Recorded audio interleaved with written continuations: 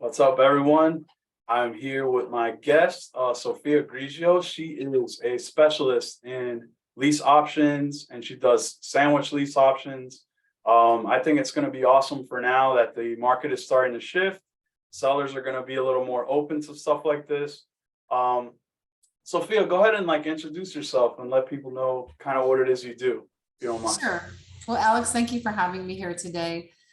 What we do is we actually specialize in working nationwide with all different ways to buy. So mostly we use what's called subject to, which just simply means taking over that seller's debt for Right? what they owe.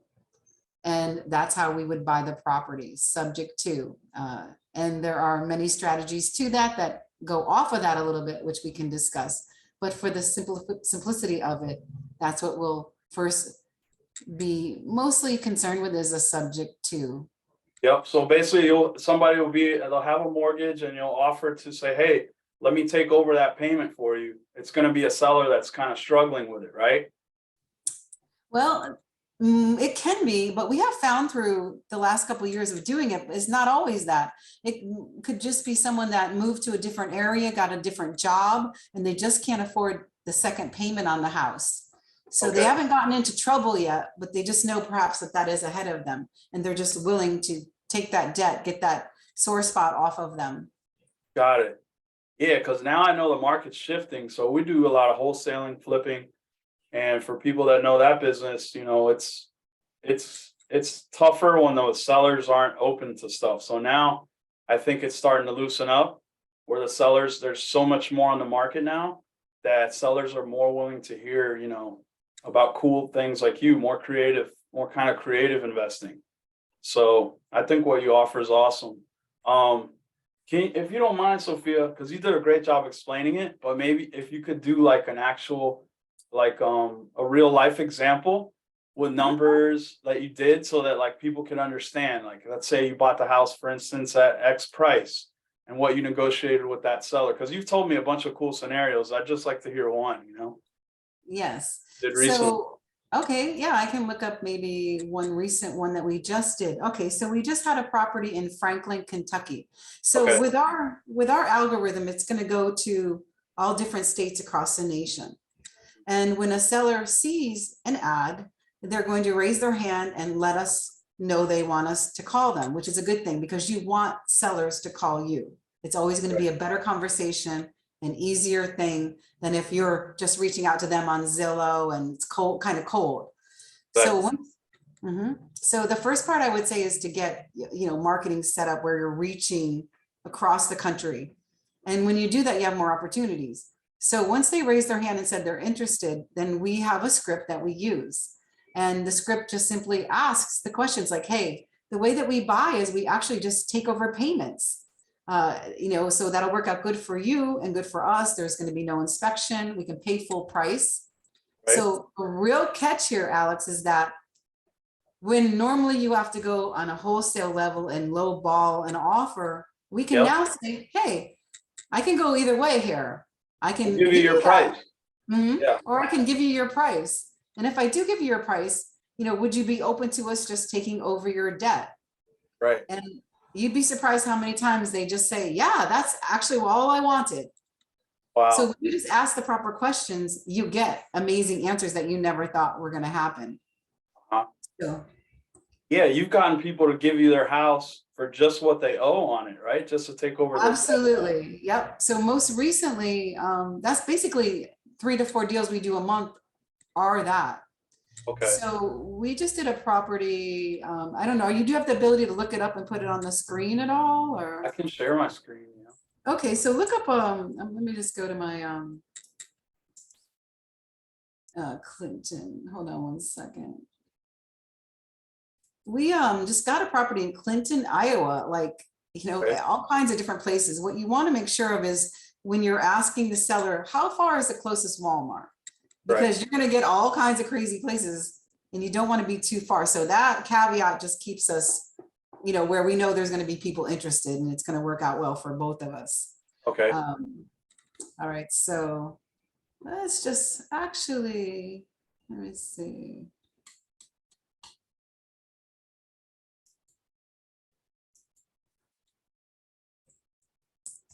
Clinton. This property is so interesting because it has great curb appeal. But when we first got it, we asked the seller, our script, we do take over monthly payments. Would you be open to selling it for what you owe? She said, oh yeah, absolutely. Nice. So we were like, okay, awesome. And that's it. That's the script pretty much. So once we had that under contract, then we sent it over to the title company, got it going. And then the next thing we did was start to advertise to find what we do. Our exit strategy is lease to owns. Rent to own buyers. So you're basically advertising to a tenant that maybe can't buy right now, but wants to get into a place to rent it to buy it in the future, correct? Yep, that is a really good strategy. That way you're helping the seller soon get out of that mortgage. Because although we agreed with the seller to take over the mortgage, that seller would really love to hear that it's not going to stay in their name for a long period of time. Right. Right.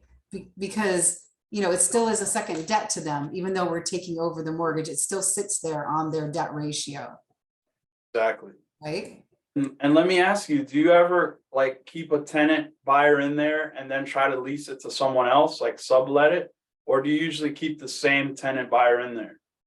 No, we don't want to sublease because we are going to work with that direct person that's going to be our lease to own tenant and give them 2 years to get qualified.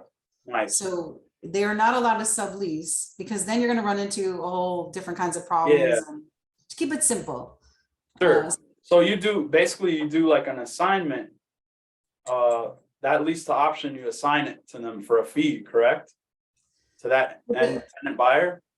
No, they don't have to have an assignment because you own the property now, you bought it, right? You closed on it.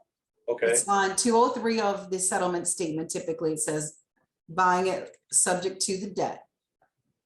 Okay, so you've already closed subject to the mortgage, then you advertise it to your tenant buyer. Well, I thought you did this prior to closing. Okay. By law, you can advertise a property you have under contract. Yeah. Okay. So we were allowed to advertise it, and we usually try to line up our tenant buyer prior to closing. Got it.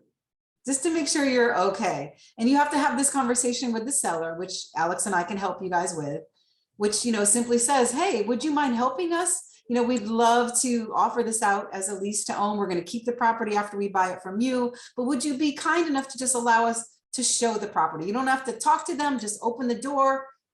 That's all. And this will allow us just to work a little faster to get it closed for you, Mr. Seller. So we have, a conversation with them. That's great. So you start to find out the feel of the property and if it's valuable and what you can do with it. So on this particular property we just spoke about, let's look this up. Let's look up Alex, 539 Orchard Court. Just to show them what you can be capable of doing just by asking the right questions, which we can help them with. So 531 Orchard Court. 539 Orchard Court, Clinton, Iowa. Orchard Court. Okay. Now I'm showing you just how remote and kind of small town this can get, and you guys can still win huge here because nobody's really doing this.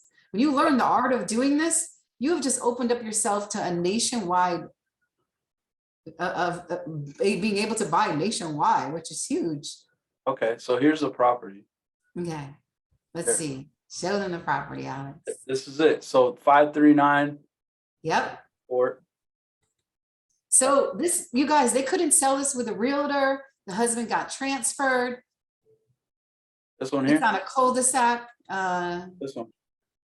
No, go. Instead of going there, go to Zillow. It'd be a little bit easier, Alex, because you're a little bit centered off. Got it. Realtor.com, maybe? Let's try that. Yeah, we can try realtor.com. I just want to give them a view of what's happening here. This is it? No, 539. 539 Orchard Court, right? Clinton, Iowa. That's not it, though. Let's try Zillow. Yeah, I'll try Zillow. Prettier than that. 439 Orchard Court.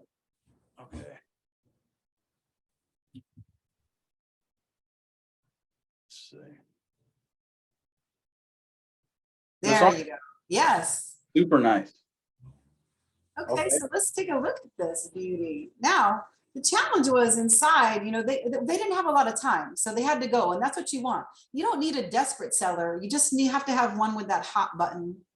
Okay. Yep. So they started to work on this, but they just couldn't finish it. It sold, as you see, in 2021 for 175. Okay, we took it over for 168, which is what the mortgage was on it. Okay. Their mortgage every month, which you're gonna get what's called an authorization to release information from the seller. And they're gonna fill that out, and we're gonna send it to the mortgage company, allowing us moving forward to be able to make that payment. Okay. The mortgage on this, they sent us the information from Rocket Mortgage. The payment was around $1,300 a month, and it was current. $1,300 a month. Okay. Current, yep. I'm just looking at it. Yeah, actually $1,285.75. Now, so then we began to look for our tenant buyer, which it wasn't hard, but it's kind of funny. This is why you have to ask a lot of questions. We can help you with this when you're talking to the seller. This little town is a great town, but it had something very strange happening in the town. This is why you have to be a detective. Mm-hmm. This town has one facility. Now, this is going to sound weird. Bear with me. I apologize. It takes in carcasses. And that furnace in the middle of town lets out a smell. Wow. And if you're downwind of that smell, you're going to get hit with this for a temporary minute or two. Yeah. So the property wasn't super popular because it had this. But at the same time, it wasn't a deal breaker for us. Okay. So we were up against that for a little bit, but ultimately we were able to work it out with a tenant buyer. So we got it under contract with them, a couple, and they are currently going to pay $1,500 a month with a price tag of $175,900 and $6,000 down as an option deposit. And they're going to do all the work inside that wasn't done. Nice. So you the sold spread for $175,900. Mm-hmm. The mortgage was like $1,200, Mm-hmm. and the rent was like $1,500 approximately, right? We're charging them, yep, $1,500. So the spread, there's maybe $300 a month spread. $300. So this is great. So you're making that option deposit. You keep that. Yep, and then that is your money in your pocket. You can spend it tomorrow. Sorry, go ahead. Yeah, that option deposit is very low on this deal, but that's because there was work inside the house that needed to be completed. The seller had started remodeling, but left a lot of things that aren't in the pictures. That's what we found out once we started sending tenant buyers over there. Now, this is why you don't have to be afraid here. What did I put down? $10 was my consideration. How's your deposit? That's awesome. And I only have to pay the closing costs. Okay, that was under $2,000 to close. Oh, you got the sellers to pay it. No, I paid the closing cost, which is normal for us and for them, which is around, this is pretty much around under 2,000 for closing costs. Nice. Okay. Yeah, because that's your leverage. You say I'll pay your closing costs. That's right. That's exactly right. Awesome. So in this case, you got them for like the $300 over what the mortgage was. You're pocketing that spread monthly, yes? Mm-hmm. Absolutely. Awesome. Right. And you keep them in there for what, like 1 year term, or? We usually do a 2-year term. They have the option to buy it within a 2-year term. They can come forward at any time, no penalty, but they have to do it within the 2 years, or they risk, it's an option, like in stocks, they'll risk their option deposit is at a loss. There's $6,000 they put down, they're at risk of losing if they decide not to, or they can't purchase the house. That's correct. And you want to close everything with an attorney from the beginning when I buy it to when you get your lease purchase tenant. You can use the same attorney. That's what's great. Now, well, it's awesome too. You're doing this all over the country. This in where? Iowa? Yes. Wow. And you've never been out there, huh? You don't know what's in. You don't have to go there. You need a video walkthrough. Most of the houses are in good condition. We're not buying junkers or wholesalers. Now that's where we get into the other side of the business where Alex is the expert. and we can talk about those deals. But what we want to show you here is that you can buy pretty houses and ugly houses and everything in between and be a transaction engineer. You just don't want to be stuck in a box doing one thing, as he alluded to. Fantastic point you made. So these are pretty houses. As you can see, that this house is in beautiful condition. Like most people would live in it. The ones I do don't look nearly as good, because we're trying to flip it to an investor that wants to, fix it up. But these are great because these are livable already. You got a tenant buyer in there. You make the spread on the mortgage versus the rent, and then she's making money on the deposit, the option deposit, because that's like, you do it like, it's not an assignment though, right? How do you structure it? It's just It is a option lease deposit. with the option to buy. Got it. Cool. Now, this $6,000 was very low. Usually you get 10% of the purchase price is common, but this house had things that you couldn't see here in the pictures that needed to be done. And I had to use it as a work for equity. And with that comes the discount, but that's not always the case. Usually they're pretty houses. Nice. Now I want to share with you something, you guys. What Alex does is good because you need a wholesale deal that gives you that cash coming right in to help you get moving. But remember, that's the highest tax bracket. And number two, it's hard to build long-term wealth. Alex has to keep doing that over and over again to keep that money coming in. When you add this to what you're doing and you learn this strategy, now you're building long-term income. And so you can get up tomorrow and never have to work again because you have residuals coming in from every property you ever did, plus the depreciation of the mortgage by the time they cash out. You're at a lower tax bracket because you didn't get a big chunk of money, right, when you flipped it. Right. Beautiful. So you're building both sides, and that's how you really cash flow. It's passive income, and you don't need money to do it. $10, a couple $1,000. That's the biggest selling point right there. That's awesome. You know who's going to start getting in your business now? Those Airbnb guys that they were making the spreads on the Airbnbs. They'll lease it for, let's say, $1,000. And then with Airbnb, they make maybe $1,500. Same thing, kind of. But now Airbnb's like, they came up with all these crazy fees and taxes. And I'm hearing through the grapevine that these investors that do these Airbnb lease stuff, they're not making money anymore. So I bet you more people are going to start coming into this avenue now that the market's changing.